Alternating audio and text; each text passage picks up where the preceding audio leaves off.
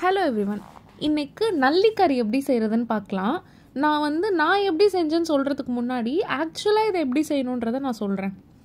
நல்லா ஒரு 5-6 table spoon ஃபுல்லாக எண்ணெயை ஊற்றி பட்டை லவங்கம் ஏலக்காவை நல்லா வதக்கி ஆனியன், ஜிஞ்சர் கார்லிக் பேஸ்ட், அதுக்கப்புறம் தக்காளி, புதினா, கொத்தமல்லி இதெல்லாத்தையும் நல்லா வதக்கி இதை நல்லா மிக்சியில் அரைச்சிட்டு திரும்ப ஒரு 4 கரண்டி ஆயில் ஊற்றி பட்டை லவங்கம் ஏலக்காய் திரும்ப போட்டு இந்த ஒரு பேஸ்ட்டை வதக்கி அரைச்ச பேஸ்ட்டை ஊற்றிட்டு அதுக்கப்புறமா வேணும்னா ஜிஞ்சர் கார்லிக் பேஸ்ட் போட்டுக்கலாம், பட் ஆக்சுவலாக போட வேண்டாம். ஓகேவா? இந்த நல்லியை அதுக்கப்புறம் நீங்கள் போடணும். போட்டு ஒரு 10-15 விசில். செஃப் தாமு சார் ஒரு வீடியோவில் சொல்லியிருப்பார், ஆட்டுக்கால் பாயா வச்சா அந்த கால் போனை விட்டு வந்துடணுன்ட்டு. அதே மாதிரி நீங்கள் இதை எடுத்தீங்கன்னா நீங்கள் எடுக்கும்போதே அந்த ஃப்ளஷ் பார்ட் பிஞ்சு கீழே விழுந்துடணும். அந்த அளவுக்கு வேக விடணும். வேக விட்டதுக்கப்புறமா கசகசா, தேங்காய் இது ரெண்டுத்தையுமே நல்லா அரைச்சி, வேணும்னா கொஞ்சம் முந்திரி அரைச்சி திரும்ப ஊற்றி ஒரே ஒரு கொதி.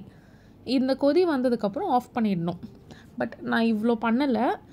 நான் எப்படி பண்ணுறதை சொல்கிறேன். எனக்கு ஆல்ரெடி நல்லாவே தெரியும், நல்லி எலும்பு ஃபுல்லாக ஃபேட்டு. நீங்கள் அதை போட்டு செஞ்சீங்கனாலே ஒரு ஒரு 100 to 150 ml ஆயில் கண்டிப்பாக விடும். அதனால் நான் ஆனியன் எடுத்திருக்கேன், டொமேட்டோ எடுத்திருக்கேன், ஜிஞ்சர் கார்லிக் பேஸ்ட் எடுத்திருக்கேன். இது எல்லாமே நான் என்ன பண்ணிட்டேன்னா ஆனியன் அண்ட் டொமேட்டோவை நல்லா அரைச்சிட்டேன். ஜிஞ்சர் கார்லிக் பேஸ்ட் போட்டுட்டு அதுக்கப்புறம் ஆனியன் டொமேட்டோ நான் அரைச்சி வச்சுருக்கேன் தெரியுமா, அதையும் போட்டுட்டேன்.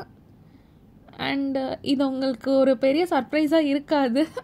ஆக்சுவலாக நிறைய வீட்டில் பட்டை லவங்கம் ஏலக்காவை இப்படியும் போடுவாங்க.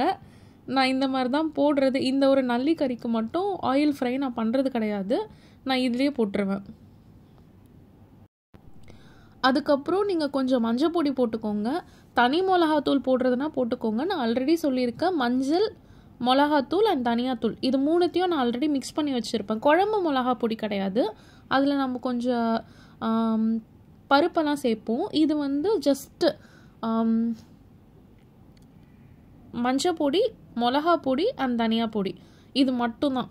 இது மூணுத்தையுமே மிக்ஸ் பண்ணதை நான் இதில் போட்டுட்டேன்.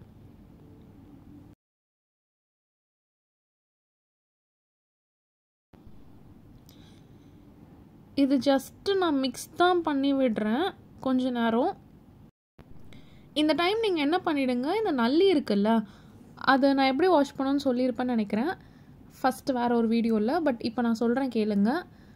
இந்த ஃபுல் நல்லிக்கறியும் எடுத்துகிட்டு நீங்கள் பார்த்துக்கோங்க, உங்களுக்கு வேணும்னா பெரிய கத்தி ஒரு வெட்டு கத்தி மாதிரி இருந்துச்சுன்னா நல்லியோட போனை 2ஆக கட் பண்ணுங்க மேலே மட்டும்.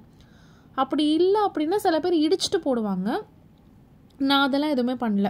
நார்மலாக மஞ்சள் போட்டு ஒரு 10 minutes, எப்போவுமே எந்த மீட்னாலும் நல்லா க்ளீன் பண்ணிவிட்டு மஞ்சள் போட்டுருங்க. ஒரு 10 minutes ஊற வச்சுட்டு அதுக்கப்புறமா சமைக்க ஆரம்பிங்க. ஃபிஷ்ஷுனா 15 minutesே நீங்கள் விடலாம். இங்கே பாருங்கள், நான் மஞ்சள் போட்டு வாஷ் பண்ணி வச்சுருக்கேன். இது அவ்வளோ ஃபேட்டும் இந்த மஞ்சளை எடுத்து வச்சுருக்கு. நான் எப்போவுமே ஃபேட்டை க்ளீன் பண்ணிவிடுவேன். எல்லா வீடியோலையுமே நான் காமிப்பேன், ஃபேட் எடுத்துருவேன். இதில் என்னால் எடுக்க முடியல ஃபேட்டு, அதனால் நான் அப்படியே போட்டிருக்கேன். புதினா அண்ட் கொத்தமல்லி போட்டிருக்கேன். இப்போது நான் இதை ஒரு 12 விசில் விட்டேன். ஃபஸ்ட்டு 8 விசில் விட்டேன், அதுக்கப்புறம் வேகலை, திரும்ப 4 விசில் விட்டுட்டு ஒரே ஒரு ஸ்பூன் மட்டும் ஆயில் விட்டுருக்கேன். ஆனால் ஆல்ரெடி அதுவே ஒரு 100 ml ஆயிலுக்கு மேலே விட்டுச்சு. இங்கே பாருங்கள், நான் ஒரு ஸ்பூனுக்கு மேலே ஆயில் விடலைங்க. ஆனால் அது பாருங்கள் எவ்வளோ ஆயில் வந்திருக்குன்ட்டு. இதுதான் ஒரு முஸ்லீம் வீட்டில் நான் சமைக்கிறேன்னு சொன்னால் எல்லாரும் இது முஸ்லீம் வீட்டு சமையலே இல்லைன்னுடுவாங்க. நான் ஃபஸ்ட்டு ஒரு ப்ராசஸ் சொன்னேன் தெரியுமா, அதுதான் ஆக்சுவல் நல்லிக்கறி. இது நானாக மாடிஃபை பண்ணியிருக்கிறது. பட் இதில் பெருசாக யாரும் எந்த குறையும் சொல்லலை, நல்லா இல்லை, டேஸ்ட்டு டிஃப்ரெண்ட்டாக இருக்குன்னு எதுவும் சொல்லலை. அதில் ஆயில் விட்டதுனால டேஸ்ட் காம்பன்சேட் ஆகிடுச்சு. இந்த நல்லிக்கறி வேகிறத பாருங்கள், இப்படி தான் இருக்கணும். நீங்கள் தொட்டாலே அது பிஞ்சிடணும். நான் ப்ரெஷரே கொடுக்கல, நான் ஜஸ்ட்டு தொடுறேன், அவ்வளோதான், அதுவாக தான் வருது. இதுதான் ஆக்சுவல் கன்சிஸ்டன்சி. இங்கே பாருங்கள் எப்படி வருதுன்ட்டு. இப்படி தான் வரணும், இப்படி தான் நல்லிக்கறி வெந்திருக்கணும். இதோட கலர் பாருங்கள். உள்ளே வேகாமல் வெளியில் வெந்து அப்படிலாம் கொடுத்துறாதீங்க. நீங்கள் நல்லிக்கு செய்கிற துரோகம் அவ்வளோ காஸ்ட்லி. ஆக்சுவலாக உங்களுக்கே தெரியும், நல்லிலாம் ஈஸியாக கிடைக்குமான்னு எனக்கு தெரியல. அதை ப்ராப்பராக சமைச்சு கொடுங்க.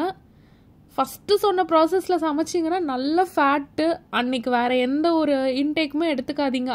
அது மட்டுமே வந்துட்டு என்ன சொல்கிறது, ஒரு மற்ற மீல்லாம் ஒரு டயட் மாதிரி வச்சுக்கோங்க. பிகாஸ் இது ஹை ஃபேட். நான் சொல்கிறேன்னா 100 to 150 ml அதுவே விட்டுச்சு. நான் ஆயிலே விடல. அப்போது அவ்வளோ ஃபேட் அது.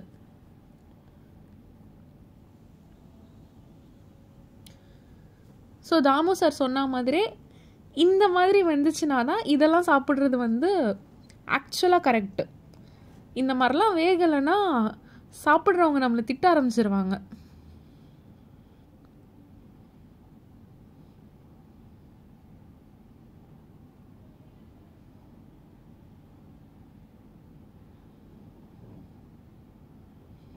வேறு ஒரு வீடியோவில் பார்க்கலாம். தேங்க்யூ.